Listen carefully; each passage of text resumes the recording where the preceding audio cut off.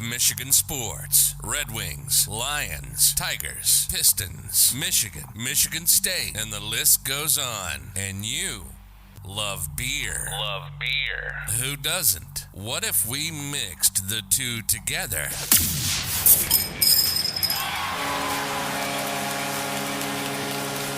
This is State of My Sports.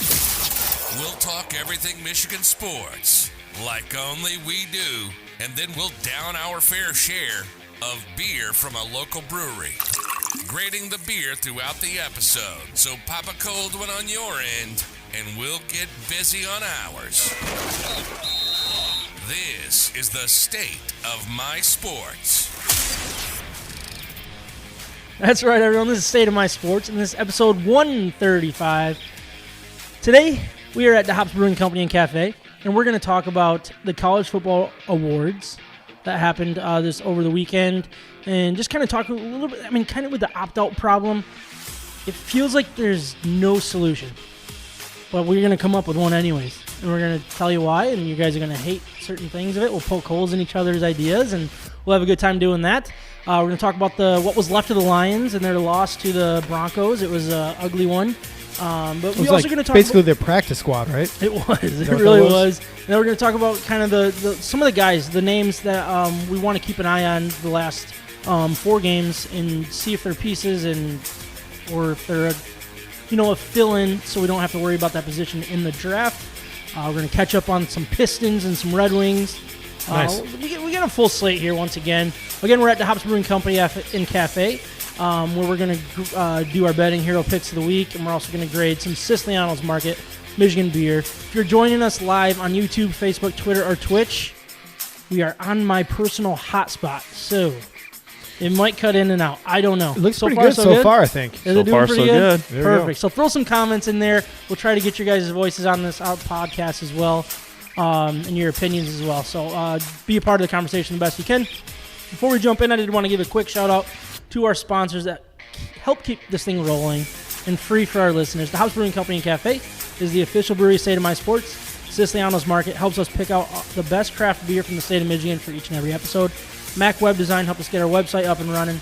Betting Hero helps us and you get the best promotions available in the sports betting world. I am Sam Waldhart, and with me today we got Micah Smith, Ryan Waldhart. I just love coming here. I'm glad that we've kind of relaunched our relationship with. Not that we've ever not had a relationship, but like with everything going on, we weren't able to come every week and so, or every month. But right, it feels good. Now feels good back, to be regulars. We're back every month. I feel part of the family again. We're back. We are back. We're getting the hops back. That was good, right? Yeah, that was awesome. I hope I went far enough. I wouldn't have changed anything. Yeah. But anyways, I hope you guys had a good week. Did you guys have a good week? What did you guys do? The holidays are coming up, right? That's yeah. I don't think they're getting busy. I don't. Yeah, I'm starting to feel a little overwhelmed. I would say I don't even have a Christmas tree yet. Do you guys like the holidays? Yeah, I love them. You do? I love them. Yeah, of course. Yeah. Man, I feel like I might be a Grinch here because I'm not.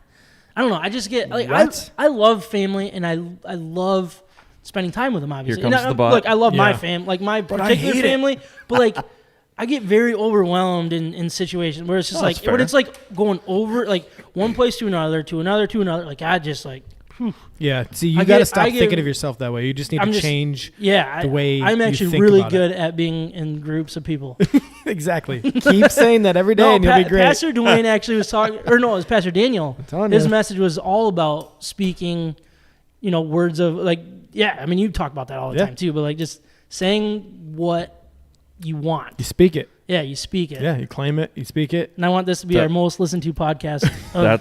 That's basically how I got Michigan to beat Ohio State. Right. So. Well, yeah, we were talking about that. This is going to happen. And then the interception on the second drive, I'm like, well, that's it. We're going to lose. We're just slappies.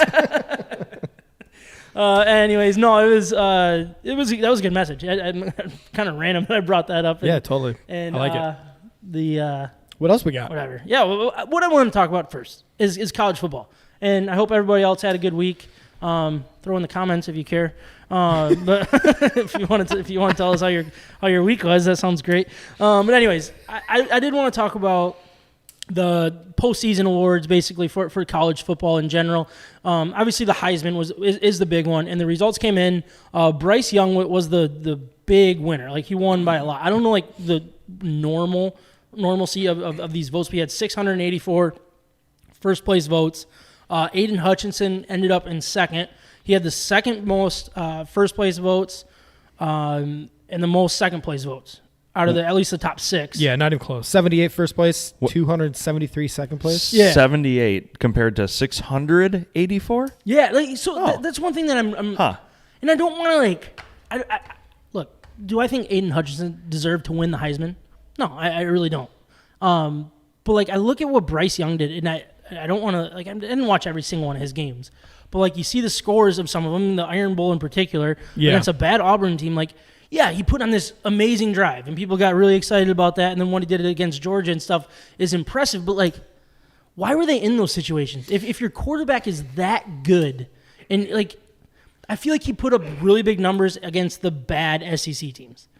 And, like, in the tough games, and he, again, I shouldn't say that because I don't think there was a good perfect Heisman candidate this year. I agree with that. I don't think he matched that description, but I think this says a lot about the media's complete obsession with a Heisman moment. They want the Heisman moment so bad. It's if you watch ESPN for a second, you hear them talking about, was this his Heisman moment? Yeah. They're talking about Kenneth Walker and his Heisman moment against Michigan in week 8 or week 7. Like, whatever it was. Come on, like they're obsessed with it. If you have one letdown of a game later in the year, it's like they disqualify you. Yeah. And I'm not into the whole like Heisman. I think it's best to look at the whole picture, the whole package of the season, and then make your grade. The other part, the other problem I have is, like, why do we have thousands of people voting for Heisman? It is a little weird. Why right? If you add all this up, is it like 750 or 800? It's crazy. No, what is that total number? I'm curious of that. It's ridiculous. It's terrible. That does not make any sense. No, like, let's get a better system than this. Yeah, and it's not like there's... Might as well just do a popular vote at that point. Let America decide and vote on Twitter vote. Yeah. I think it's somewhere around 930, 40 people. Just because you're a sports writer, you should have an opinion. I'm not buying it. Sorry. Yeah, and that's when you get a lot of bias in it, too. All the time. Look, I mean, let's be honest. If Aiden Hutchinson's like... I mean, I don't want to downgrade what he did. I really don't. Because I think his numbers don't even tell you what he did for Michigan's defense. Yeah, I was trying to find it's all about pressures. And, like, he was a wrecking ball. And he made that defense what it was. Now, did he put up numbers for a defensive player to win it? No. I don't believe that. But he's as close as we've seen in a long time. Either way, you shouldn't have people that are waiting to write a story, the same people that are going to sit there and write their story about the Heisman and what they think of it, be the ones to decide the Heisman winner. Like, how biased is that? That's a good point. That's conflict of interest right there. It doesn't make any sense. Do the coaches have votes? Dude, that's maybe the better way to go. But it might be, honestly. That wouldn't be a bad way to go. But, I mean... Anyways, we can get back to the real point. I don't want to, like, get too much into it, but it just this year alone, like, because there was 3 quarterbacks and then Aiden Hutchinson, that seemed completely wrong. Look, don't get me wrong. I think it's stupid that Michigan State fans are still complaining about Kenneth Walker, but I think he should have been there. I think he had a good enough season, and what he did against Michigan, like, so let's talk about the letdown. You talked about the letdown that, like, late in the season, and that was kind of what killed Kenneth Walker. Yeah, whether he was fighting an injury or not, or blown out and they kind of went away from him, that's above the point. But, like, you can't tell me that Bryce Young didn't have a letdown game. Exactly. I mean, he looked terrible against Auburn. Exactly. For the most part. And Kenneth Walker was perfect through for the first 10 weeks. Exactly. And now that's where I'm like, wait, you're telling me that C.J. Stroud had a better year than Kenneth Walker? No, he didn't. I'm sorry, he didn't. He was pretty good. And the sad thing to Ryan's... Also, Kenny Pickett, like, where did he come from because of that? Like, it's not like he was doing anything spectacular, in my opinion, to be in there. And it's just like, it's turned into a quarterback award. Yeah. And that really is disappointing for other... And I say that when last year a wide receiver won. Yeah. But when you have 3 quarterbacks... It's always been a quarterback award, though. What Kenneth Walker did in this season is like... It just seems backwards. Sorry, I interrupted you, but go ahead. You're good. But the sad thing, to Ryan's point, is when they talk about the Heisman moment, because like you said, that you would hear the broadcasters say that during the game. During the last 3 weeks worth of games. And it just so happens that when Bryce Young in overtime against an unranked Auburn team, that's when he had his Heisman moment. Mm-hmm. But what did you say before we got on air? Why were they even there in that situation? Because he didn't have a great game. Correct. No, he struggled. The biggest game of the year. Yeah, and then he tore apart Georgia, and that was like what solidified the whole thing. Yeah. But I don't know. I guess I think, in my opinion, you still have to look at the whole package of the season. What was your impact from 100%. The beginning to end? The biggest reason why Kenneth Walker's in there, because the team did not make the college football playoff. And that was the best thing that Hutchinson had going for him, and the best thing that the reason Stroud was not higher on this list, really, because Bryce Young and Stroud had very similar, comparable years. But Bryce Young's team made it to the Final Four. Games, but Bryce Young's team made it to the Final Four. He performed in the last game of the year. C.J. Stroud didn't. That's the difference. Mm. And what do you think about that? Like, in my opinion, it seems like so that you talked about Bryce Young's big game against Georgia. Why isn't that considered postseason play? And like, why is that? Like, it seems like the Heisman vote should happen before then and leave it on a fair playing field. Because let's say Bryce Young was going to win this thing, right? Yeah. Heading into the championship game, and then he threw a dud out there, and then they didn't vote for him. You know what I mean? Like why is they need to get this reeled in a little bit. If you're going to make the Heisman Trophy the biggest, and they overhype it. Don't get me wrong. Like I talked about how I really don't care about the Heisman anymore because I think it's just a joke in a lot of ways, and it's not what. The commercials can be funny. I do like the Heisman House commercials. I thought Barry Sanders has been performing great in those commercials. Spike ball. It's hilarious. I haven't seen the Spike ball one. Oh, you haven't? I don't think I have. Oh, if you follow Barry Sanders on Instagram, he like posts his commercials or whatever, and he goes out there and like he's going to play Spike ball, and they're like, "Hey, Barry, you want to play?" He's like, "Sure." What is it? And they're like, "Spike ball." And he's like, "I don't know how to play this. I don't know what you mean." Because he just hands the ball. Yeah, he gets the ball and he's like looking at it like he's about to spike it, and then he turns and hands it to a random referee and walks away. He's like, great game. That was fun. That's amazing. That's really, really good. I loved it. Some of the, I mean, again, we talked a little bit about it already last week and a little more. You know what I think is interesting? Look, Heisman voting. Aiden Hutchinson, second place. You look at the college football award winners in 2021. The best defensive player, the Chuck Ben. So there were two best defensive players. That's why I put those on there. Jordan Davis, defensive tackle from Georgia, and Will Anderson Jr., linebacker from Alabama. So you're saying that Aiden Hutchinson didn't win either one of the best defensive player awards, national rankings, but he was second place and it was the closest thing to dethroning a quarterback in the Heisman Isn't that voting. crazy? And I think we're going to kind of understand. We're going to kind of talk a little bit about like the hypocrisy in a lot of these awards, because Aiden Hutchinson didn't win Defensive Player of the Year, either one of them. I don't know the difference between them. And then Kenneth Walker, who won the Doak Walker Award, which is Best Running Back. He also won like some other award. Some like Offensive Player. Yeah, Offensive Player of the Year, I think, right? And he was the first one to ever win that award and not be a quote-unquote finalist for the Heisman Trophy, which a lot of the state fans are talking about and using that as leverage. Like, it's just another it's very hypocritical in here. And then we're getting into Coach of the Year, where Mel Tucker wins Big Ten Coach of the Year. Not going to question that. But then Jim Harbaugh wins AP Coach of the Year. So it's like, wait a second. How does the Coach of the Year not win the Coach of the Year in his conference? Like, it's just there's something wrong with all these awards, and this is why I usually don't give a flying you-know-what about these awards. You can't, because there's an award for almost everyone. Yeah. It just doesn't even matter. Yeah. Yeah, I don't know. I think their head-to-head played a factor in the Michigan State. Yeah, that makes sense. And that one, and that's then probably just Harbaugh, voted by Big Ten writers. First time ever though, going from unranked to making the college football playoff ever that they've seen. I think they both deserved the rewards they won. I agree. And it's I'm weird. I'm not going to lose any sleep, but it's just weird that they also announced it before Michigan won the Big Ten championship, which meant that the award was something during the regular season and not part of that. That makes sense. That makes sense. Another cool award that Jake Moody won the Best Kicker award, which cool. I guess I don't know. Yeah, keep making them. Haven't seen him in a few weeks, so I'm good with that. Outside of get those extra points, baby. Yeah. Well, hopefully he doesn't miss an extra point, right? Anyways, another thing that I want to talk about before we turn the page, and actually this is the longest intro we've ever had without getting into our beer introductions. But it's gonna be a long one. I did want to talk about the issue that I think college football is talking, and this could go a little long, and I'm not going to apologize to anybody. But I mean, I don't have the full list of the opt-outs, but basically to keep it close to home is they're talking about Kenny Pickett and Kenneth Walker are probably going to opt out of the Peach Bowl, a New Year's Six Bowl. So like this is just something that's continuing to be an issue, and it's again. I don't like that.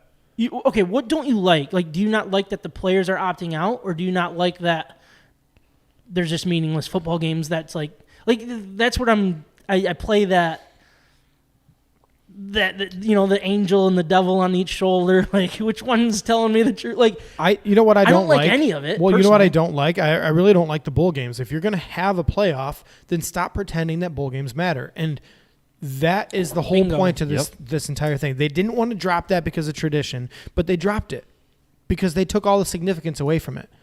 And so now those don't mean anything. That doesn't actually help in recruiting anymore. It doesn't help with your overall season standing because everybody knows that, half your team is out. Like, this is not what it used to be with the bowl games. That used to be their playoffs, and it doesn't matter anymore. The only guys that are going to be taking this seriously are the teams that make the college football playoff. Mm-hmm. That is the sole reason why you need to expand, so that you keep people interested in college football, more games for a longer period of time, and keep those people that are the kids, the celebrities at this point, on the field as much as possible so that they sell more. Yep. And they're going to learn that real soon. And I completely agree. And I'm not like into the full-on expansion. Like, I'd be okay with 8. I'd be okay with 10. I'd be okay with 12. Like, I think 12 is perfect. I don't know where to go here. But then, like, I think about it. It's like, if you're going to do it, go all in. Yep. And it's like, for me, it's like, my brain goes to 16. Why not just do 16 teams? You're going to have 16 of the best football teams in the country going at it. I don't care if you're watering down the regular season a little bit or changing things up. The problem is bowl games are obsolete now. And we're learning that because the players don't care. Coaches don't care. Nobody cares anymore. But I'll tell you one thing that would happen, and this is going into the coaching world as well with the whole Notre Dame Brian Kelly thing. It's like he would still be Notre Dame's coach today if this was an expanded playoff and he was in the playoff. Thibodeau for Oregon would be playing if this was a 16-team playoff. Yep. And it's like, if you had a chance to go win a national championship. So, like, that's where I went. And I don't know. I'm not saying that this is the answer of a 16-team playoff. But would you watch if Alabama played Oklahoma this Saturday? Or is that just too watered down for you? Yeah, of course. Yeah, of course you'd watch Would that. you watch Notre Dame in Pittsburgh? Yeah. Would you watch OK State and Ole Miss to see who's going to play the winner of Alabama, Oklahoma? Like, it's a kind of a perfect balance of it is. The teams that have been disappointing but have a ton of talent and mixed with the teams that like Pitt and the overachievers of the world like Cincinnati and all those guys to go prove themselves. Yeah. Listen, I think 64 teams is too much. Yeah, 68 or whatever it is now. Yeah. Who just proved this system last year during the basketball March Madness? UCLA. Yeah, that's like true. This is what it's all about. It needs to be expanded. Now, that means that the champions and the runner-up will play a total of 4 additional football games. So that begs the question as well, how many football games is too many for college football? And it might impact the regular season a little bit. It might impact the conference Start schedules. A week sooner. Well, I would love that. Health-wise, all that stuff. Like, there's money to be made, obviously, but we've always had less college football games than Pro. NFL. Yep. And if you're going to be doing this, you're going to be getting into 16, 17 games. The kids are getting paid now. Maybe that's to their best interest. If you're going to make this 16-team playoff and you want to keep the sponsors, like, you have bracket style here. So, like, I'm looking at the bottom of the bracket that I made. You got Baylor against MSU. The winner of that would play the winner of Iowa and Michigan. So, look, don't get me wrong. I don't want Iowa and Michigan to play each other. They just did. But it's like, you're telling me you don't want to see something like that? And then guess what that sponsor can do? Circle that. The sponsor is sponsored those 2 games. Bids you got for 1, that. 2, 3, 4 big sponsors right there. Plays this little 2-team playoff. Boom. Peach Bowl winner right there. goes to the next one. They're in the Chick-fil-A Bowl bracket now. It's very simple. It's not that hard.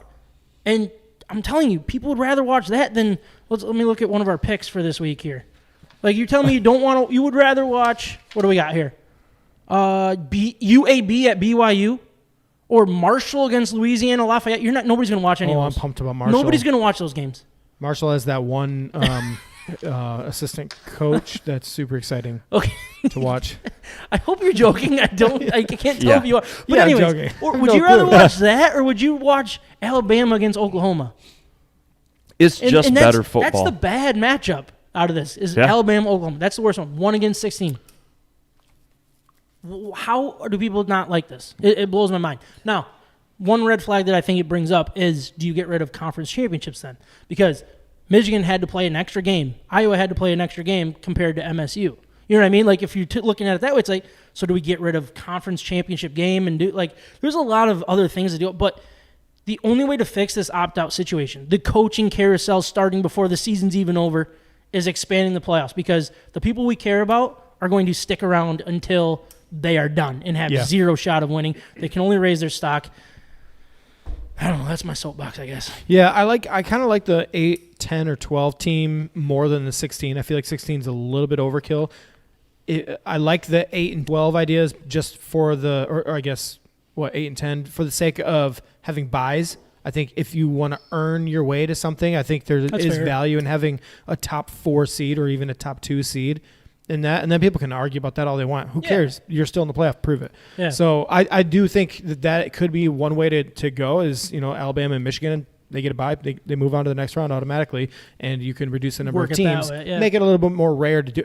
Either way, that's just semantics. That like the point is the bowl system is broken. Everybody knows it. We're not saying something. To admit it. Yeah, it's not a hot take. Yeah. Everybody understands it. These ratings for the bowl games are going to be brutal. It is time to introduce our Michigan beers for this episode, but before we do, I want to remind everyone of our partner, Siciliano's Market. They are simply the best beer store in West Michigan, located on Lake Michigan Drive, right between Grand Valley State University's main campus and downtown Grand Rapids. Wherever you live in West Michigan, it is worth the short drive for what they have to offer. Whether they know what you want or need some help from their expert staff, Siciliano's Market is the best place for that. They not only have a massive and up-to-date inventory of the best craft beers from across our great nation, they are individually priced so you can mix and match to build your own six-pack. They obviously have a great selection of craft beer. They also have specialty wines, spirits, ciders, coffee, tea, tobacco, and cigars. Siciliano's Market also has the largest selection of homebrew and winemaking supplies in West Michigan. We love that Siciliano's Market is part of the State of My Sports family, and it is who we visit to help us choose our Michigan beers for each and every episode. So please check them out and let them know that we sent you. What do we got? What are we drinking today, boys? Beer. Oh, perfect. Yeah. Which color? Heard of it? Which color beer? I'll go first. I don't even know how to say this. So you're drinking word. Something different than us? Yeah, I drank the Midwestern like you guys are drinking right now. I drank that first, and it was good. And I went to something different, the Gem Verdell. Gem Verdell. Is that what you'd say it? Gem Verdell? Where's it at? Sounds right. What kind of beer is it? Right there. Oh, sorry. You want me to get into it? Yeah. Do it. It's an Indian Pale Lager brewed with Allerto Blanc hops. Sounds right to blown me. my mind already. Juicy white grape and gooseberry aroma, crisp and easy drinking, well balanced with juicy tropical flavor. This is definitely a lager. You can tell by the color of the beer, and the flavor surprised me.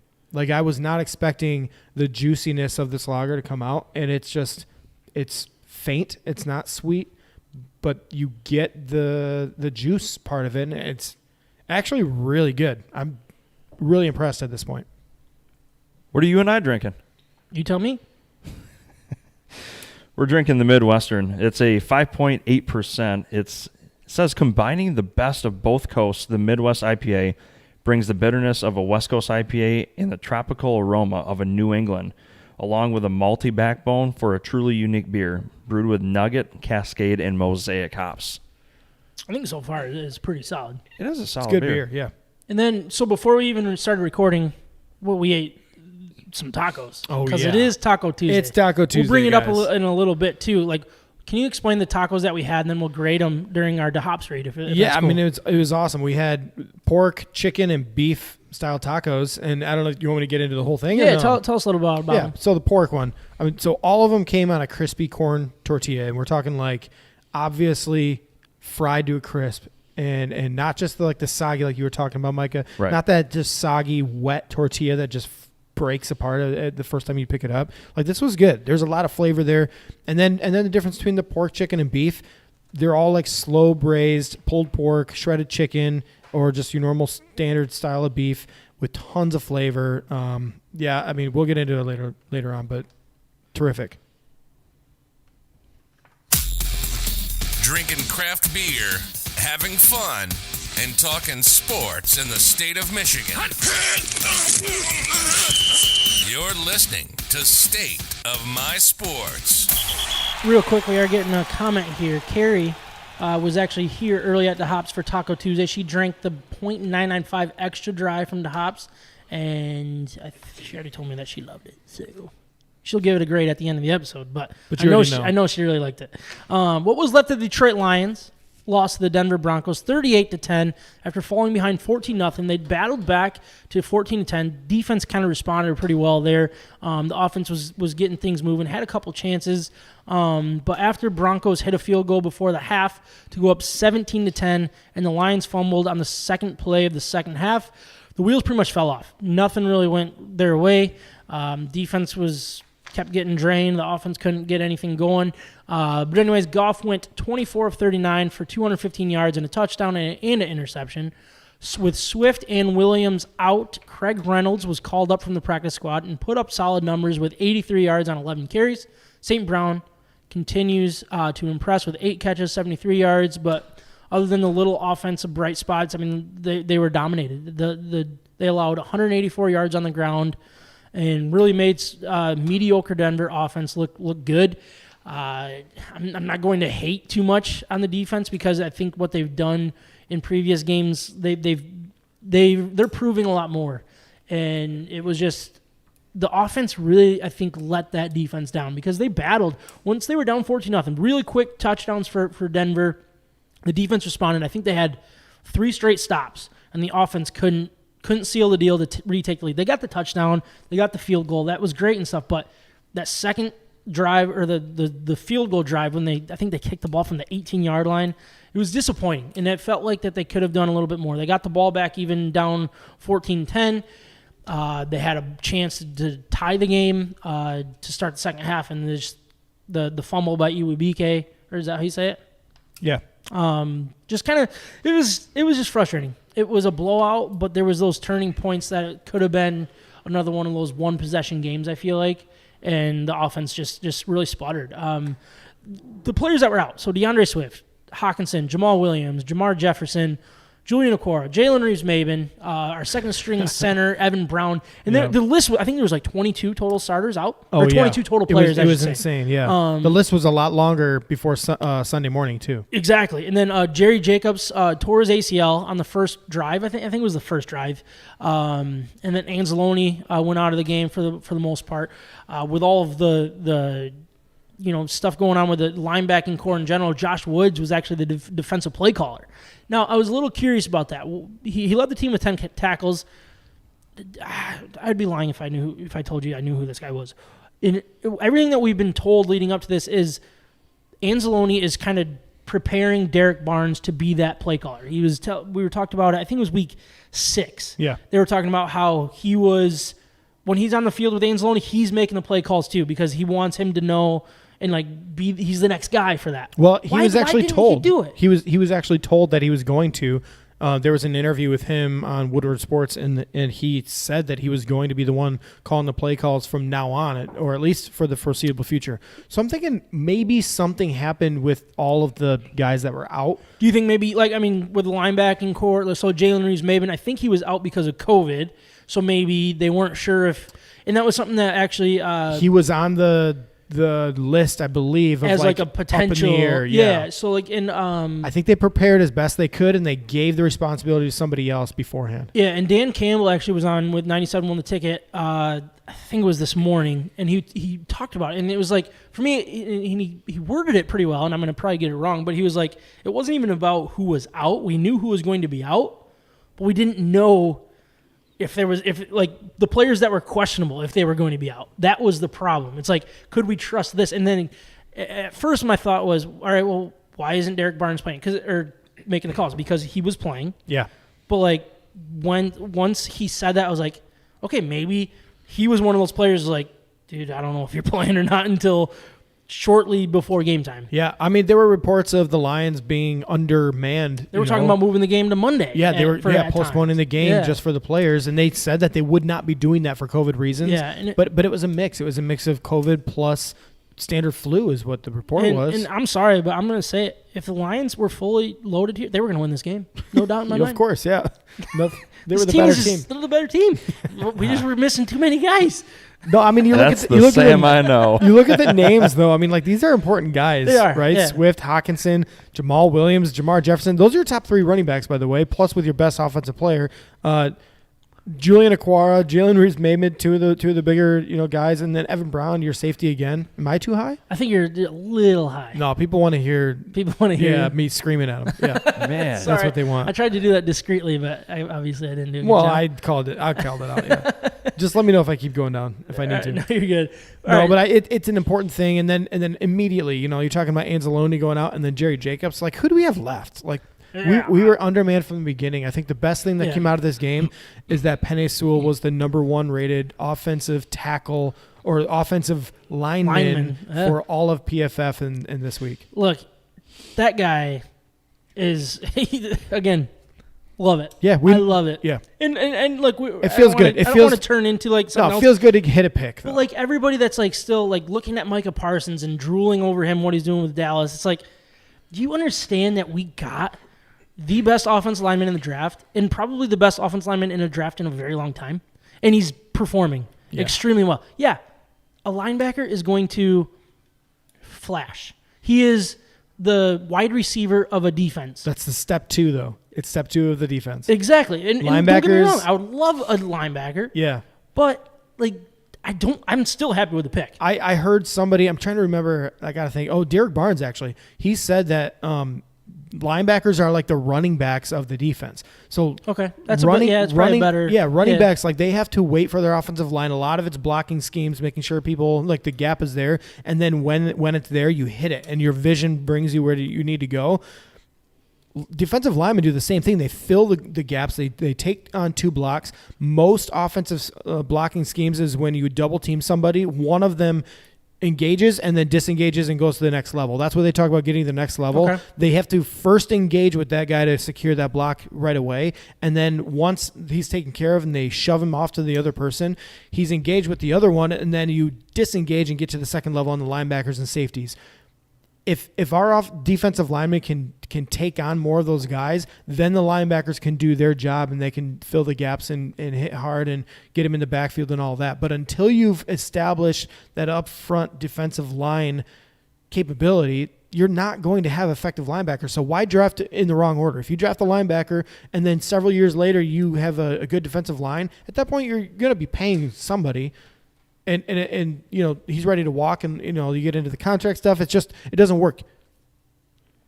Establish your trenches, move on from there. Yeah, I mean, I just wanted to bring that up. Like, I still am happy with it.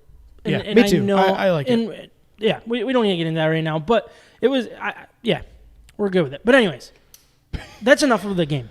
I don't really care about it. Like, they suck. They're a bad team. Goff is not good.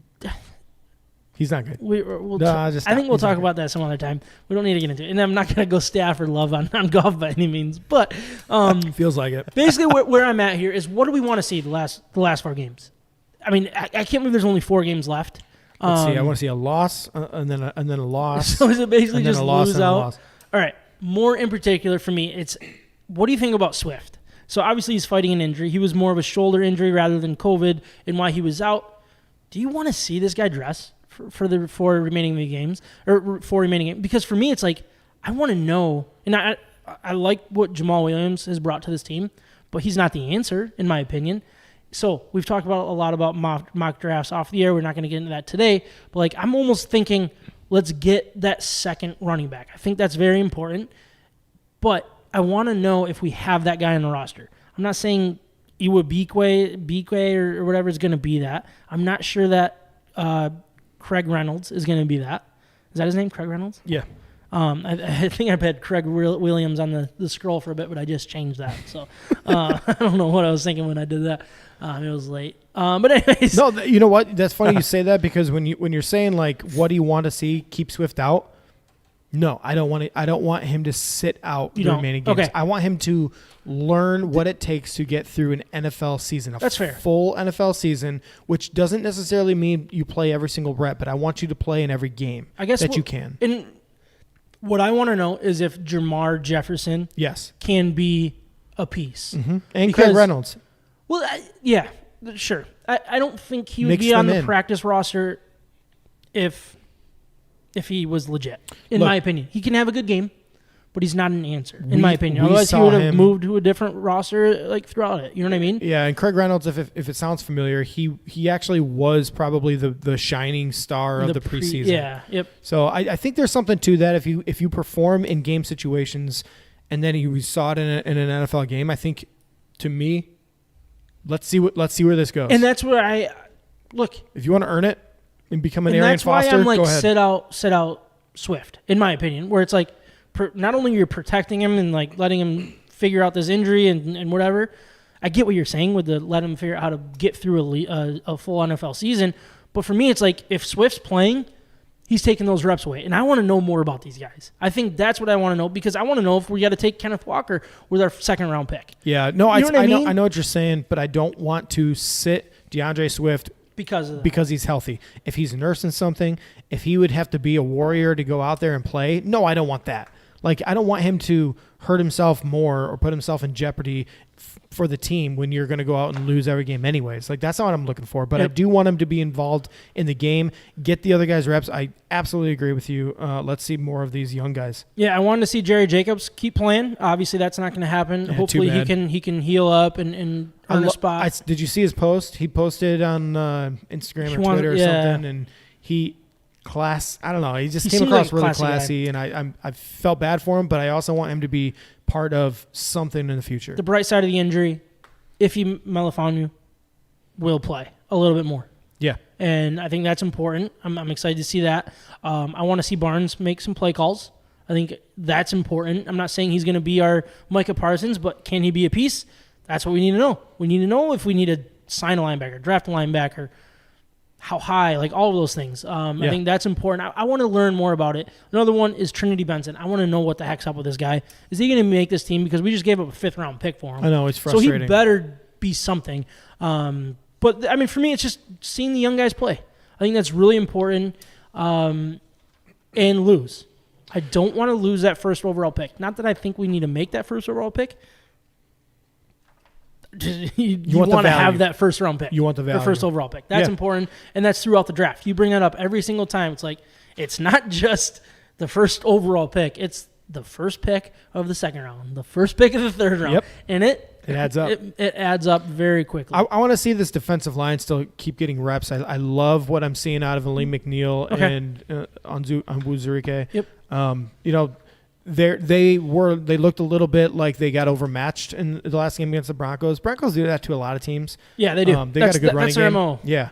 But I don't think it was on them. I think the linebackers were stuck in weird positions and they didn't have a great game. And guess what? We were out linebackers. Yep, that's fair. Follow us on Instagram, Facebook, Twitter, YouTube, and Twitch. State of My Sports.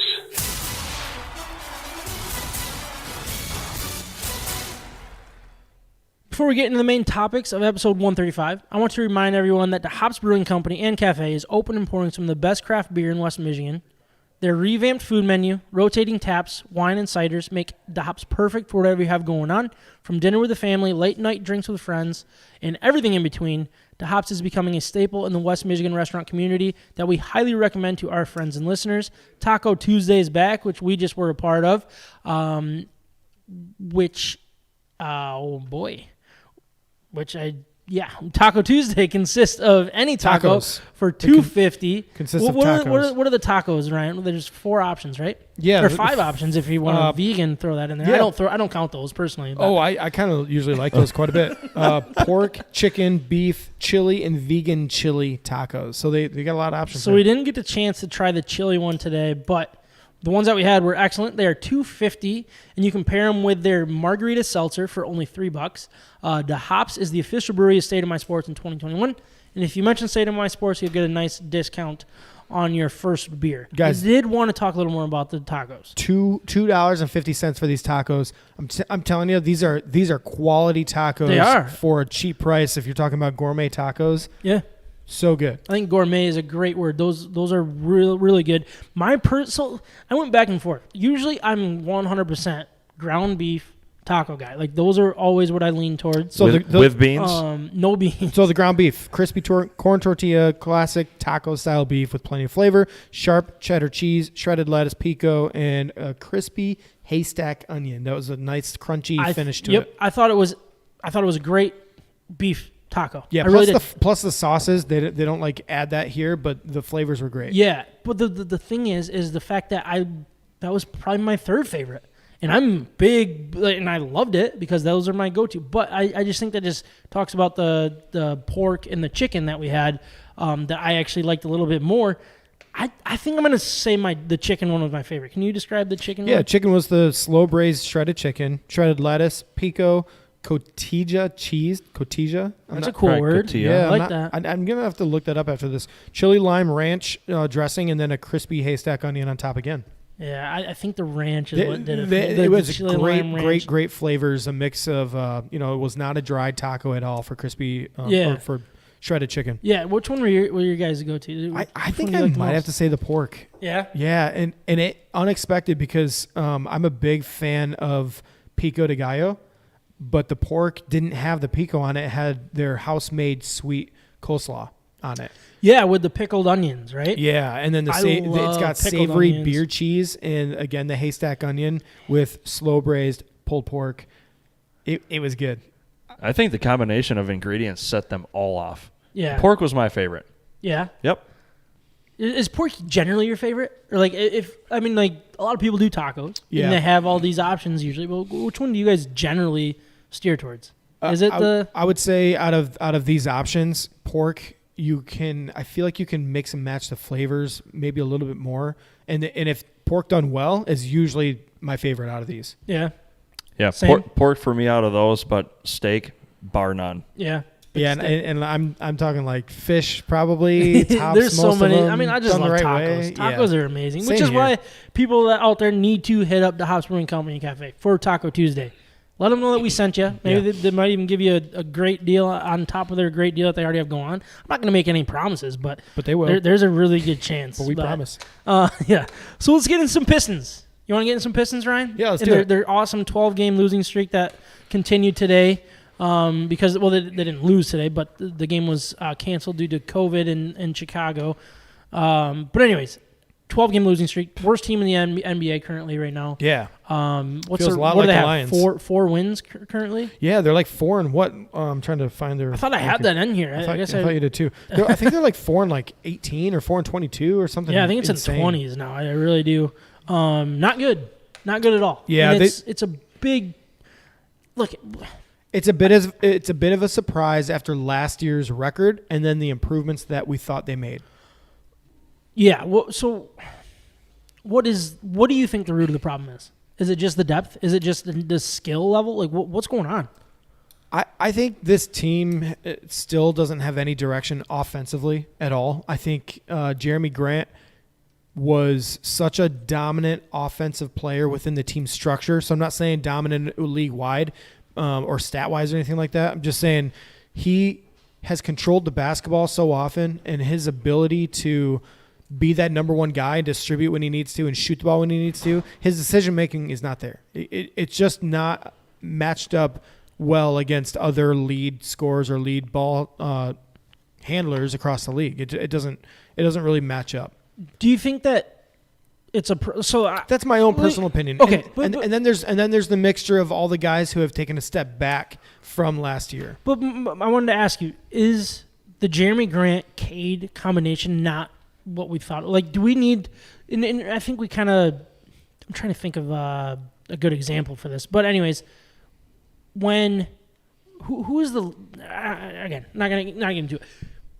Does Jeremy Grant need to be gone for Cade to fully take this team over? Is he kind of? I don't know. I should have found stats of his last, if we just take the last 7 games of Cade Cunningham and take a look at it, which includes Jeremy Grant playing. Yeah. Cade Cunningham is slowly taking this team over. Mm-hmm. The team is slowly trusting him more and more, especially in critical situations. And he's earning their respect. Yeah. In the fourth quarter, in those situations, big situations, he's the one scoring. Like you saw it in overtime the other day. Yeah. They got to overtime. 8 straight points or something like that. He was not having a good game. He had 10 points in regulation, and then what happened in overtime? 10 straight points, all to him. Creating with the ball in his hands. If they doubled him, he passed it. Then they would go right back to him, and he would make something happen. I think that's the dynamic that the Pistons are building right now. They still don't have their identity except for they play hard on defense, but they make dumb mistakes. They turn the ball over so much. Teams get so many easy points against them. It's just not winning basketball.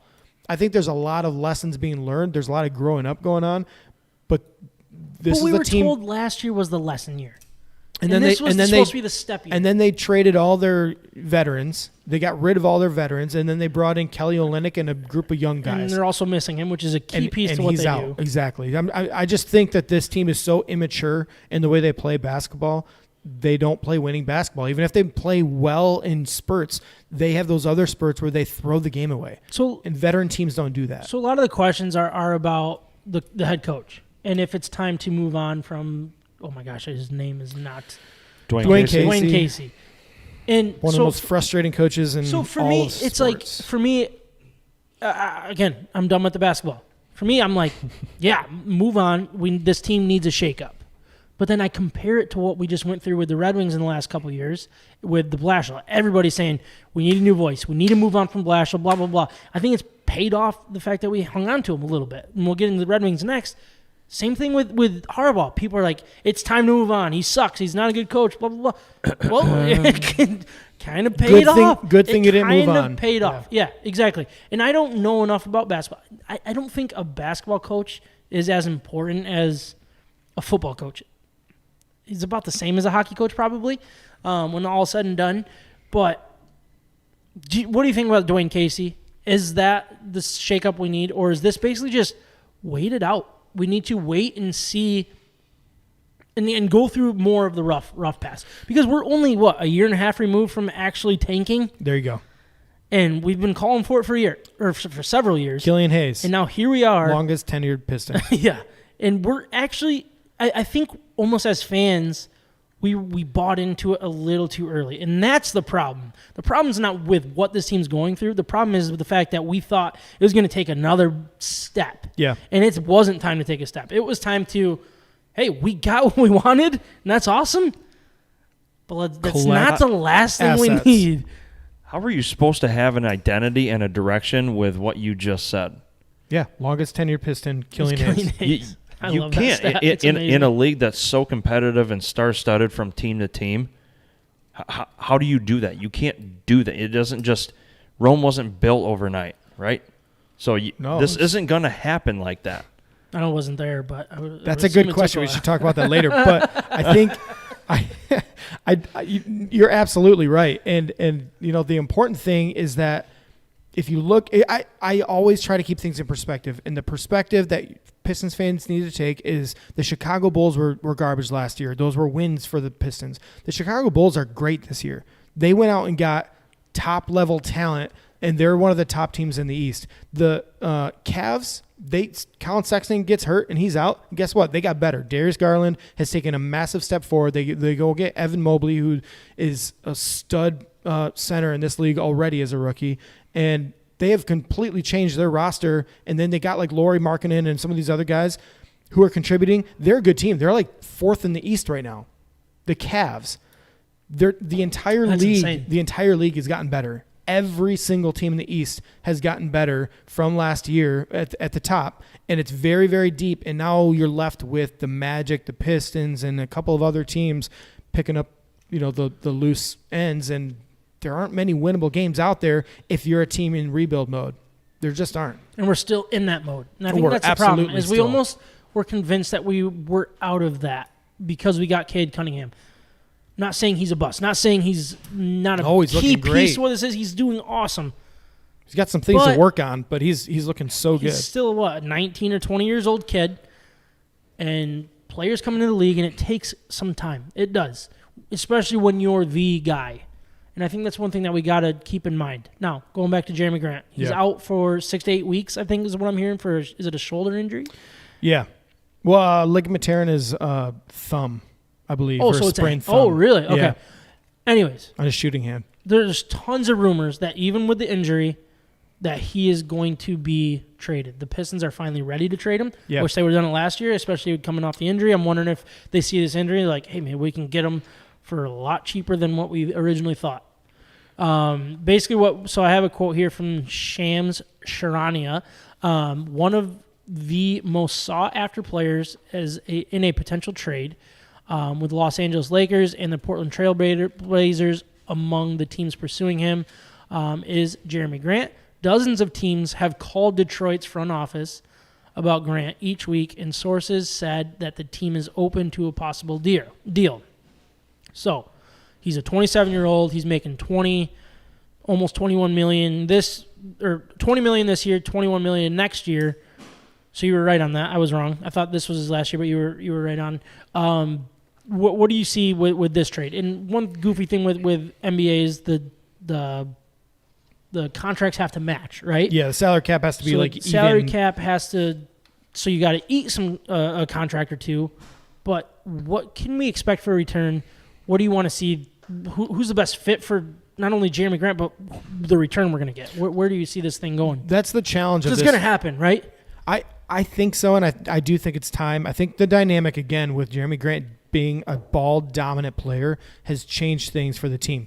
His value's gone sky high within the league, but the reason he's such a valuable asset in the NBA is because of his length and his defensive ability to guard the other team's best players, and his switchability and all the positionless basketball that everybody talks about in the NBA. He is the ideal kind of player for that. He's not a high volume or high percentage offensive player all the time. You don't want him pulling, James Harden-esque shots or LeBron James like fadeaways and stuff. Can he make him? Sure, but it's not high percentage. So it's not winning basketball. So at this point with his role in the Pistons, I don't think it's a bad thing to move on from him, get some value for him. I've always wanted to keep him because I think if you match him with Cade, with some of these other guys, with another draft pick who's long, now you have a full team of guys with crazy length, and that is a team dynamic that you might lose getting rid of him. So that makes me nervous. However, we need a different dynamic on the offensive side of the ball, and I don't think he's willing to not. He's morphed his game into being a one-on-one guy who pulls up and shoots fadeaway jumpers from 17, 18 feet, and that's just not how you win in the NBA. Well, I mean, let's be honest. So in his defense, he's a 27. He's going to be 28 when he's a free agent.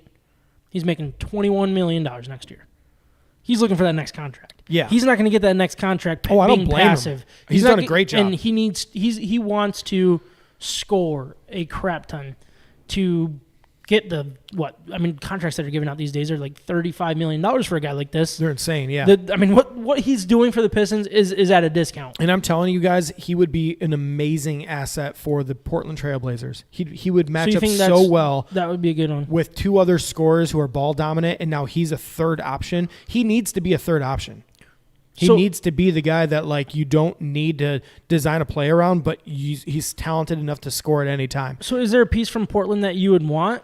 Or is it more or less just you're going to eat contracts and then you get draft picks? What kind of return are we expecting here? You got to hope to get some value back player-wise from him, to match up with the contract and everything. You have to try to get some players, and I think the Trailblazers have some young guys they could give up. I don't have any names for you, but But they have some young draft picks who haven't developed yet and aren't helping the team right now. And would fit in Detroit. We should probably, we could add. But the most important thing are the draft picks. You try to get the value. You try to let your own GM turn those draft picks into value. And that's what we've seen him do. He's succeeded in that so far in turning draft picks into value. He hasn't really missed on a draft pick yet, in my opinion. And Killian Hayes is questionable. True. I would say that's the best example. Yeah. Killian Hayes has been frustrating, but that's just yet another guy we might not gonna write him off yet. We might force into taking more shots and growing a little bit faster if there's more opportunities and less, more attempts out there. And Sekou wasn't a Weaver, or not a Weaver. Troy Weaver. Troy Weaver's the GM. Yeah. Yeah, he was not a Weaver pick, right? No. Okay. Killian Hayes was his first pick. First pick, yeah. Okay. So I think your original question, too, going back to Dwayne Casey, is he the right fit for this? Yeah. The frustrating part about Dwayne Casey is that he wants his guys to earn it. And if they aren't earning their playing time, then he's not going to give it to him because as a professional league, there are no handouts in the NBA. You go earn it. So a guy like Sekou, everybody saw the talent all over him. They wanted him to get the playing time. And Dwayne Casey said, no, not until you grow up. Okay. Not until you've earned it. And he's doing the same thing right now with some of the other young guys on the team that we want more playing time. We want to see them on the floor. We want Killian Hayes to be out there all the time and not learn. And not give it the minutes to trying to think of his name. Just, the old veterans that aren't going to be around to win anything for him. But he's saying, why? He's the best player. He's the best point guard in this situation. Why wouldn't I play him? If Killian wants to be out there, go earn it. Go be better. All right. And it's all right. You know what I mean? Yeah. Is there anything else on the Pistons that you do want to hit on? I did put a couple things on here, but I don't know if it's really worth getting into. A hot topic is Sadiq Bey's step back. Yeah. And from what he was doing last year and into this year, but is that just the nature of basketball? Yeah. Or is there something concerning more? Yeah, the second-year slump is definitely a real thing. A real thing. Yeah, it happens all the time. I think, again, last year he had so much success shooting the ball, and everybody, he broke all kinds of records and stuff. Sometimes that can get into your head and turn into your identity. His problem is that is not who you are. You're a basketball player who shoots whenever you have an opportunity in the right situation to shoot. Right now, he's shooting fadeaway three-pointers and step-backs and all this stuff that's you think you're an amazing shooter. No. You used to take really good quality shots. Now you're taking really bad quality shots. Get back into playing basketball, passing the ball, and shooting when it's your time to shoot. So why isn't he getting quality shots? Sorry, I'm just I'm listening and I'm like, well, dumb at the basketball. Why? It's what's causing that? Because the guys on the team don't know their role. They don't know where they fit. They don't know how. It used to be so predictable watching the going to work Pistons. Billups was a ball dominator. Rip Hamilton was sprinting all over the court trying to go around every screen possible. Ben was there. Ben Wallace was there for the lobs and the putbacks and dunks and stuff, but you're never drawing a play up for him. Rasheed Wallace was your safety net, the guy you could pass to any time. He'd shoot a three, he'd back down, he'd create offense when nothing was there. Everybody had their role. Tayshaun Prince was the undervalued guy that if you slept on him, he was going to drive past you and dunk it. Everybody had their role. Everybody knew who they were. This team doesn't have that identity. They're still figuring it out. What they are figuring out right now is that Cade's really good, and he can take people off the dribble. He's got a good crossover. He creates his own shot. Good three-point shooter. Everything we wanted in the first overall pick.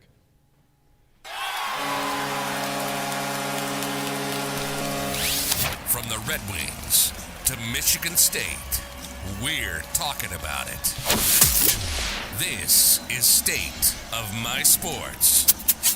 Moving right along to the Detroit Red Wings. They are 13-12-3 overall, 29 points on a 3-game losing streak after a nice 5-game winning streak, and have looked bad over the last couple of games without Bertuzzi due to COVID issues. I don't think we're going to get too in depth with this. I just wanted to kind of check up on them. They've taken a very nice step in the right direction, but I'm expecting a pretty big drop-off here, especially when it comes to – we're relying so heavily on the young guys. The Siders, the Raymond, and there's other young guys that are also playing pretty good hockey. And NHL, 82-game season, and everybody says the young guys are not used to it. They will take that step back. And I don't know if we're in the midst of it, or I don't know how they're doing tonight. I don't know if you have that handy or whatever, but it's this team is going to be very, very streaky, and that's what we've seen so far. The highs are high, the lows are low, and that's just the nature of a young hockey team. We're up 1-0 with a Larkin goal. Larkin scored. Who's Larkin? Is he any good? Nah, he's not. Anyways, I don't know what to think about this team, but one thing that I did want to bring up, and I already kind of did, was the Blashill thing, and going back to the Dwayne Casey. Do they move on from the coach? I think what Blashill has proven this year is the right guys, the right team, the right mix. He can coach in the NHL, and we're seeing that. And I think he's capable. Really, really important here. Is it going to be a playoff team? No, I really don't believe so. Currently, they're just a little bit out of the playoff spot. I think it was awesome, the run that we went through, how good it's been. I mean, one game over 500 isn't anything to write home about, but it's a step. And I think that's what we're seeing, and it's the young guys that are doing it. Mo Seider won Rookie of the Month in October. Lucas Raymond won Rookie of the Month in November. Now, that's right there, music to my ears. Love seeing that. Going back to the kind of the young players here, this is an odd year. It's an Olympic year. They're going to get that break. That might be very beneficial to a young team. Time will tell when the lull comes and all that stuff. I have no direction here for this Red Wing conversation. I just wanted to talk about it. I don't know. What do you think about this team so far? I don't know where to go. Ryan, do you have any questions or like? No, I just want to say Mo Seider and Lucas Raymond were assisted on Dylan Larkin's goal. Well, was it a power play? It must have been a power play. Power play. Nice. But no, going back to Blash, he's not a guy that you just dump with the level of play right now. I know that sounds very contradicting to say, but it's just not the case in my opinion. And once you get your roster set and you look across the roster and you see a bunch of studs, a bunch of star players, and they're very, very underwhelming, then that poses a question to a coaching change. But at this point, there's just not enough talent to warrant getting rid of Blashill and bringing someone else in. That's just my opinion. I just don't see how another coach is going to make anything that drastically better. Yeah, no, it's definitely like the lows are not because of the coach. Because a coach has one thing with hockey is it's a consistent message. There's not a whole lot of game planning. Yeah, you mix and match, and you can compete against certain teams. You can't, and it's all about matchups in the NHL. And you either match up well against a team or you don't match up well. This team does not match up well against the Avalanche, but they actually match up pretty well against the Boston Bruins, who are, I know, a little bit behind them, but they're going to be there in the end. Right. And it's like it's all about the way that your team matches up against another. And what I really like about this team is the fact that they're there for each other. You're seeing it a lot more than in the past. Is like Ryan was talking about with the role thing, is with the Pistons and the lack of a role, is you're seeing the roles kind of develop in this team. Yep. You're seeing that who the shooters are on a power play. You're seeing who's important and like who should be playing defense, who should be more worried about the offense side. You're seeing it. But they're playing both sides as well. And what you're seeing is Zadina might not be putting up a ton of points. He's playing both sides of the ice. Rasmussen, I bet you he is so frustrated as a player because he's 100%. more of a goal scorer in his life. And right now he's not seeing that. But he's playing good hockey. And all of these players are playing good hockey for the most part, day in and day out. And that's a huge step in the right direction because usually it would be like, well, Zadina's not scoring, so he's basically pointless. Rasmussen's not scoring, he's basically pointless. These guys have found their role in the NHL, and hopefully it turns into producing points once you're playing with better players, once Vrana comes back, and you get that much deeper. Yeah, and a good point there. We're missing Vrana, and for the first time... We're still missing our best player, right. I believe. And for the first time in a long time, we have a young team with emerging talent. serious talent. This isn't like... Yeah, I mean, I already brought up the Cider winning Rookie of the Month in October and Raymond winning it in November. And Raymond could very well just win Rookie of the Year. Either one of them could at this point. It's insane. So it feels good to have a young team with direction, with an identity. Aside from the Pistons, it sucks. I wish they had an identity, but that's not the case right now. But the Red Wings are young. They have identity and direction. Yep, I agree. And I feel like that's one thing that they never had. Like when Abdelkader and like I like what Glenn Denning and stuff, but like when they were like the faces of the Red Wings, it was like you don't really have an identity because Abdelkader, you're a fake tough guy. Like you're gonna mix things up just to pretend that it's time to mix things up.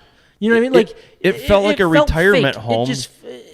It just felt like they didn't. They were told that they're hockey players and this is what hockey players do. So I'm gonna go do it. This isn't what I want to do. This is what hockey players do when they're losing 10 games in a row. You know what I mean? Like getting frustrated and I don't know. I mean, I'm just looking at the list of names here and ages. You got like Mo Sider, 20 years old.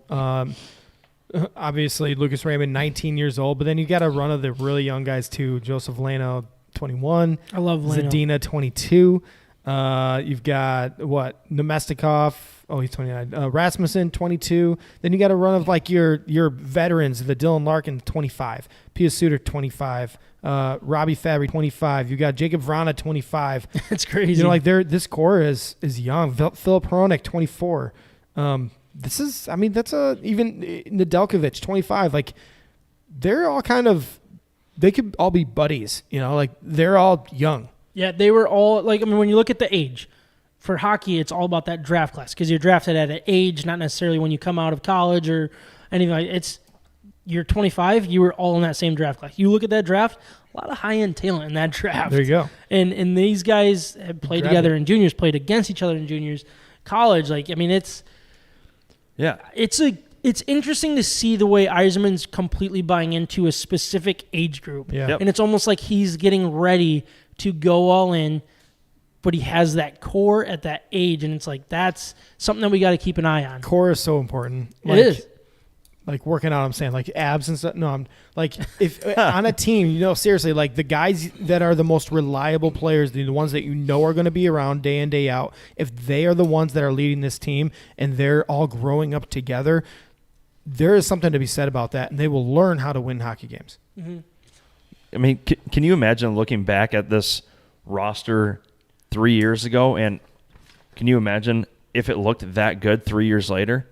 Like it's amazing what he's done. The stats, no, but how good they're playing, how young they are. Like the ratios were completely turned the other way, where we had a bunch of old guys with a sprinkle of new guy here, sprinkle of young guy there, and that's it. How many 20 goal scorers have they had in recent years? 2. We went over it last year. I think Bertuzzi went 20. I think Mantha hit 20, or he might have hit 31. Yeah, I think he was the first or the last one to hit 30. Yeah. Like, how many guys are we going to have this year score 20 goals? It seems like I haven't looked at the numbers, but there's several with like 10 or over at this point. Yeah, exactly. I think Bertuzzi will probably hit over 20 as long as he stays healthy. Larkin will. I'm assuming Lucas Raymond will. I mean, it's all there, and I mean, it'd be nice to get a few more, and Zadina come into its own, start scoring. Rasmussen start putting up some goals in there too, and like they're figuring it out. Yeah, the key with those guys is they're playing good hockey throughout it, and it's not the greatest hockey, but it's good hockey. The points will come; they will. Yep. You'll find goal scorers eventually. This team is fun to watch again. And, yeah, you get those duds like we did against the Avalanche the other day, and it was like, I mean, I made money off of it, so I was okay with it. But, I mean, it's like that's all there, Like, you're going to have those, but the bottom line is day in and day out, they're going to be competing. Absolutely. And that's really important, and I think Blashill deserves a lot of credit, and Yzerman deserves an undeniable amount of credit with all of this, including hanging on to Blashill. I think that was a very controversial move for him to do that, and he stuck with them, and I think it's going to pay off in the end. Whether he finishes the season or is the coach when this team's ready to win, I like that he's loyal to that coach. Didn't want to talk about some early trade bait, and I hate doing that when we're only a couple points out of a playoff spot. But this team's not ready. There's a lot of players that you can get some type of value for. Nemestikov, great start to the season. He's getting paid $2 million, unrestricted free agent. I don't know if we're going to re-up with him. Keep an eye on that guy. Someone might take him. Sam Gagne. Also, Nick Leddy. We traded for him from the Islanders. He's getting $5.5 million. He's our highest paid defenseman. He will be a key piece of something. Not putting up any numbers or anything, but look out because he could bring some kind of return, especially if you package stuff together. Danny DeKeyser, kind of the same thing. The nice thing is our cap space is so flexible now. We were in cap hell a couple years ago, and Heisman has turned it completely over where we can be the team that benefits in every way. We will eat salary. We will do whatever it takes to continue to get value, whether it's more 25-year-olds or draft picks. I don't really care. Heisman's going to hit on both of them. I trust this guy, and that's such a key right now. We have, I believe, the best general manager in the game. I think he's proven it with what the Lightning are doing. He's proven it, what he's done, flipping this roster upside down and putting this team where it's at right now. It's so impressive. I've heard there's some superstars in the wait in some other leagues too. Kosa in juniors, he was the goalie that they drafted with their second first-round pick, I think it was. Yep. This year. The first-round pick, the defenseman in Sweden? Narvids, Edvinsson. Yeah. People are absolutely loving this guy. It. Yeah. And then like Kosa's winning awards having an incredible year as well.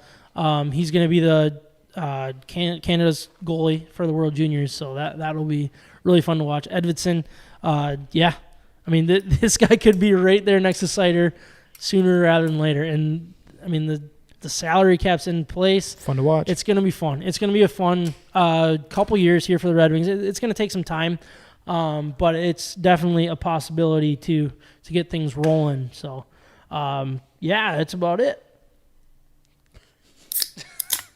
Great transition. Thanks, man. Follow us on Instagram, Facebook, Ryan, Twitter, explain YouTube, Betting and Hero. Twitch. You're playing of my sports. And now I'm going to explain Betting Hero. So Betting Hero is a sports betting platform that we want you to use. Go to bettinghero.com, promo code MIBETS. They will lay out every single available promo code that best fits you, your favorite betting platform, whatever it is. They got you covered. Every single week, it seems like they turn out more of these promo codes. That's where you're going to make this free money. So, again, go to bettinghero.com, promo code MIBETS. It's a great way to support the channel and podcast. You got to hit your button. It's a YouTube channel. I know. It's a podcast. I mean, I'm glad that you said channel. Yeah. That makes me really happy. Thank you for that. Play the music. Pick time. All right, last week, Micah, 4-2. Thank you. Kyle, 3-3. Ryan, 4-2. I went 2-4. So Micah and Kyle are officially tied at 58 and 48. I think Kyle's cheating. Ryan, you're a little bit behind at 55 and 51, and I am making picks. If you remember, I went 51 and 55. If you remember, I went complete opposite as Kyle last week, except for the one game. So I gained one game on him. Because I guessed right on that one. Oh, yeah. You're right. Yeah. You're right. All right, anyways, we got some college games to pick, which is why you're hearing the college music. We got the Independence Bowl. UAB at BYU. So exciting. Can't wait. It's going to be a fun one. I'd much rather watch this than Alabama, Oklahoma. Yeah, that would be terrible. For sure. All right. The first one is, UAB at BYU, minus 6.5. Kyle's taking BYU. Mike, what are you doing? BYU, they're too good. Too good, he says. Ryan. Yeah, same thing. BYU. Yeah, I'm going BYU as well. I'm not going to tell you why. Because nobody knows who Nobody knows UAB is. anything about either. I think UAB is just a mistake, like rearrangement of BYU somehow. Next up, we got Marshall, right? Against Louisiana Lafayette in the New Orleans Bowl, or New Orleans. I've heard it both ways. Louisiana Lafayette is minus 5. Kyle's going Marshall. Mike, what are you doing? Louisiana Lafayette. Super Senior, Raging Cajuns. Let's go. Ryan. Same reason. Cajuns thing. I was thinking the same Cajun-ness pick. Cajunness. Cajunness. Next, we have the Lending Tree Bowl. Oh, cool. I guess it should be the Lending Man, it seems Tree like we should really get into, like, insurance or something. You can't use the word the. Ohio State tried to take that. The reason why I threw this game in there. So usually I pick ranked teams. So like Louisiana Lafayette's ranked, BYU's ranked. This one is 2 unranked teams, but it's Eastern Michigan. Eastern Michigan against Liberty, who is a 9-point favorite. Liberty. What are you guys doing with this one? Kyle's taking Liberty. Michael, what are you doing? Yeah, give me Liberty. I think they're just going to smash Eastern Michigan. Yeah, Ryan. Agreed. I'm never going to take Eastern Michigan in anything. So there you go. I say give me Liberty or give me death. See what I did there? Nice. That was good, right? I'm surprised neither one of you guys came up with good that. job. So what happens Thanks, if man. Liberty doesn't cover them? What happens? Guess you guys are recording this on your own. Then Eastern Michigan technically won. So I think we all die in that scenario. Next, we got the Chiefs at can't the stand Chargers. I don't like Eastern. Chiefs at the Chargers. Chargers are a 3-point dog. Kyle's taking the Chiefs. Mike, what are you doing? Give me the Chiefs. They're starting to figure things out, play better ball. I guess you could say they're going to have a letdown here, but I think they're going to take care of the Chargers just fine. Ryan. Yeah, I don't know. The Chiefs are weird. They're up and down so drastically this year. I'm going to go with the Chargers. I'm going Chargers as well. I think a 3-point underdog at home just makes sense. You're going Chargers? I'm going Chargers. Oh, man. Sorry. Can I change my pick now? If you want to. You just seem to like. We haven't moved on You yet. just seem to like curse every team. I like the Chargers a lot in this game. Yeah, I'm going to go Chargers. I really like the Chargers. Saturday. We have a Saturday game. Hey. We actually have 2 Saturday games this week in the NFL. Seriously? I think so. Patriots at the Colts. Colts -2. Kyle's taking the Pats. Micah. I think they're going to have a letdown game. I want to go Colts. Ryan. Yeah, this might be the hardest game to pick. This is That's what tough. she said. I don't know why she said that. She's Yeah, weird. I don't know. She must I don't know. be She's on talking about the bettinghero.com. Promo code in my bets, right? Talking about it, yeah. Yeah. I'm just stalling at this point. I don't know because the Colts are. Stop stalling. I Colts gotta are go to the good. bathroom. Give me Quiddy Pay and the Colts, baby. Hey, I'm going to go Patriots. Wait, what did you do? Colts. Colts. What did? I did Colts. I gotta go to the bathroom. Really Yeah, bad. but you can go. I can lead this. I already wrote down my picks. You guys finish it up. What did Kyle pick? Sam, I He's got going to go really bad. panicking, absolutely Got it. panicking. I'm gonna take the What? Colts in this one. I'm gonna take the Colts. You Home- just- home team. You just picked the Pats and then went the Colts. Yeah, no, I just changed my mind. Quiddy Pay, baby. All right, next game, Attaboy. Texans at the Jags. Jags are favored in this, -3. I don't know. This is a tough one. Kyle is going Jags. Man, really? I'm actually going to What go are with the you taking? Texans. Yeah. I just they're going to conjure up some of that early season magic. They're going to take care of them. I agree with you. I'm going to go with the Texans as well. I think, I don't know, they've just been playing a little bit better, more competitive football than the Jags. They look completely in disarray right now. Yeah. I don't trust them at all. Good job, Urban. Sam is going to go with the Texans. Sam, fire up that music. Sam, where are you, buddy? Next game, we have the Cardinals at the Lions. Lions are 13.5-point dogs in this one. Not looking good for them. I mean, that's a big point differential here. Mike is trying to find the music there. Hey, there we go. Perfect. But the Lions have home field advantage. So what are you thinking, Kyle? What do you choose? Kyle's not here. Hey, Kyle here. Boy, I think I'm going to go with the Cards. Cardinals 13.5-point favorites. Did I sound like anything like Kyle? No, No, there was okay. nothing to write home about. Jeez, Pete. Gotta go. Yeah, more like that. Yeah. I'm just not going to go with the Lions. It's not happening. Yeah, I don't know how you can pick the No. Lions in this I'm scenario. going to take the Cardinals. Cardinals high-powered offense. You gotta Sam go can- Cardinals. I'm taking Lions. Reed. 13.5 points. Are you guys writing down these or no? Where's the pen? Am I writing down these? No. Sorry, you dropped it in your pursuit of the bathroom. No, I'm not writing down these. What do you guys do for the Texans and Jags? Well, you have to listen to the podcast to find Just out. tell me what you What guys you say to that? guys are mean. So I went with the Texans. Same. Ryan, what'd you do? Texans. All right. I think I did too, right? Sure did. Now we're on the you guys are all Lions, taking the Cardinals? Yeah. They are. You know why? Because they're a much, much better team. He's busy drinking UV blue over there this week. Like 13 and a half. 13 and a half home dog. What if the Lions win after they get blown out? They cover. Blown out. They've been usually losing, yeah. They cover, though. Okay. And 13 and a half is an easy cover. Easy. Huh? All right. I mean, you could even... Never mind. You got nothing to lose. He's Well, I'm trying to talk you into He's it. feeling spunky this week. You're in about last the Lions. place. Lions okay. might even win this game. No, they won't. If they do, I'm going to be very happy. Unless there's some sort of like COVID miracle. Kyler Murray out. If you can call it that. Hydroxychloroquine? I don't know. Yeah, I don't know if that's the right thing to say. Oh, shit, we just got banned, didn't we? Yeah. Dang it.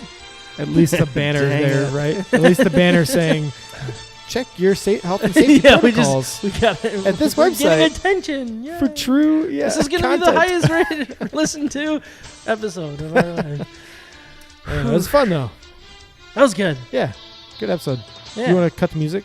You should turn up the music, is what you should do. Like all the way so I can to play 0? our beer grade. Yeah, go ahead. It is time to grade our Michigan beers for this episode, but before we do, I want to once again remind everyone of our partner, Siciliano's Market. They are simply the best beer store in West Michigan, located on Lake Michigan Drive, right between Grand Valley State University's main campus and downtown Grand Rapids. Wherever you live in West Michigan, it is worth the short drive for what they have to offer. Whether you know what you want or you need some help from their expert staff, Siciliano's Market is the best place for that. They not only have a massive and up-to-date inventory of the best craft beers from across our great nation, they're individually priced so you can mix and match to build your own six-pack. Along with their great selection of craft beer, they have specialty wines, spirits, ciders, coffee, tea, tobacco, and cigars. They also have the largest selection of homebrew and winemaking supplies in West Michigan. We love that Siciliano's Market is part of the State of My Sports family and is who we visit to help us choose our Michigan beers for each and every episode. So please check them out and let them know that we sent you.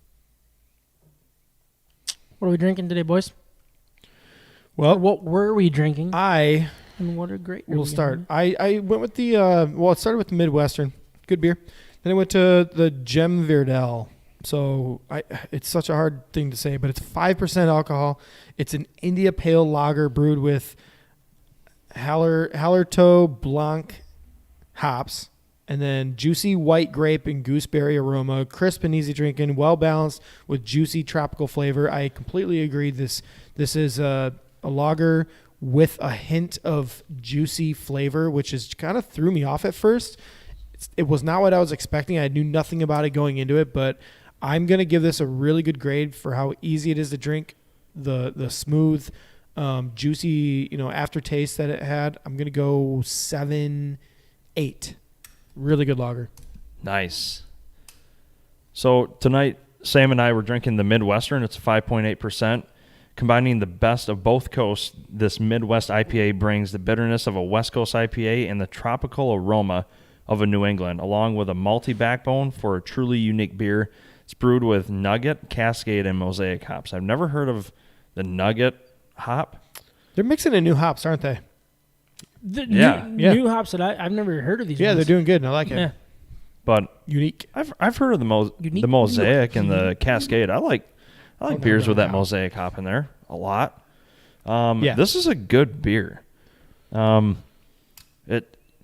It definitely drinks the way it should with that IPA taste to it. Mm-hmm. It's not too bitter as what I would think a lot of people who don't like IPAs would say. It's it drinks well. It does. It's a well balanced beer.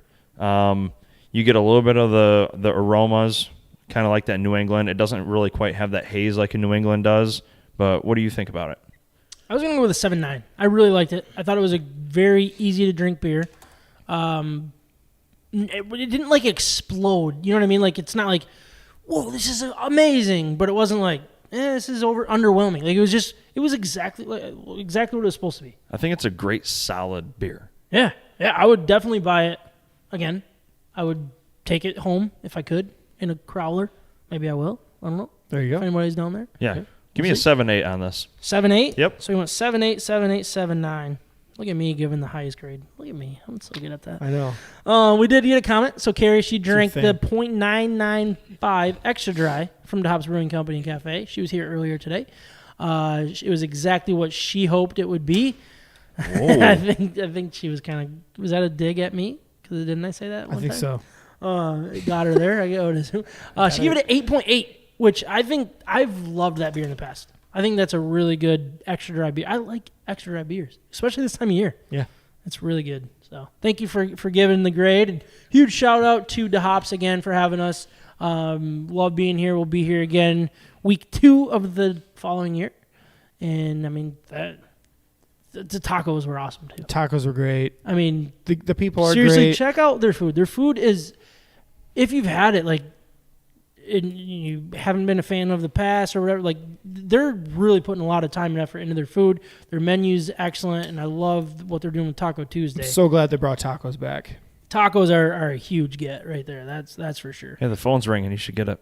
Is it? Yeah. Ryan, did you bring the volume down since the thing or no? Yeah, I did. You did? All right, perfect. Yep. So that was episode 135. Wow. It's a lot of episodes. And it's a lot of episodes. I can't believe we're still doing this. I know. It's going to be our highest rated episode. Talk to you next week, if not sooner. Peace. You've been listening to State of My Sports.